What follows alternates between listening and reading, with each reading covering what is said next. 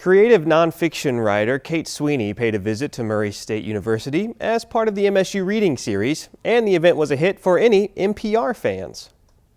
Students gathered in Clara Eagle Art Gallery to hear from Atlanta writer and public radio producer Kate Sweeney. Sweeney shared excerpts from her newest novel and her own personal journey with writing.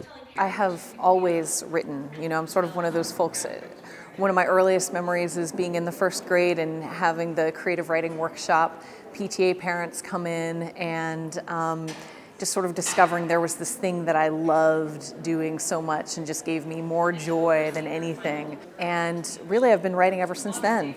Her novel, American Afterlife, is a different genre than most would think to pick up at the bookstore, but Sweeney's writing style and upstanding reviews make this book a must-read. You tell people that you wrote a book about the ways that people memorialize their dead, they sort of say, oh, American Afterlife is a book about ordinary Americans who find themselves involved with death and memorialization.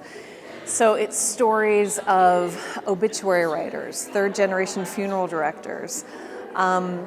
There is a memorial tattoo artist. There are people who make roadside memorials.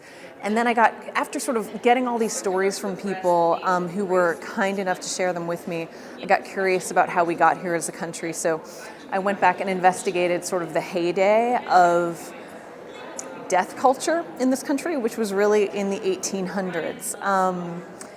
And so, yeah, there is sadness in the book and there's sort of poignancy, but there's also, weirdly enough, because I think this is just what I do, there's a lot of humor. And it's the kind of humor I like to tell people that always pops up when you're actually at a funeral and you think, oh, I shouldn't be laughing, and you kind of find yourself laughing at something that's going on.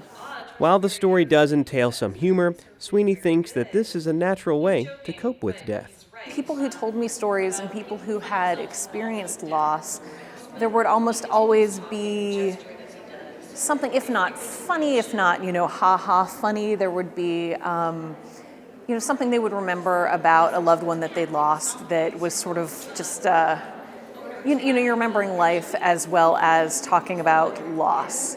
And the book ended up being about the ways we remember the people we love. And it was, instead of being macabre and just sad and depressing. Bob's family members hug one another, and he wipes his eyes. He catches my eye and winks. It's bittersweet. Thank you.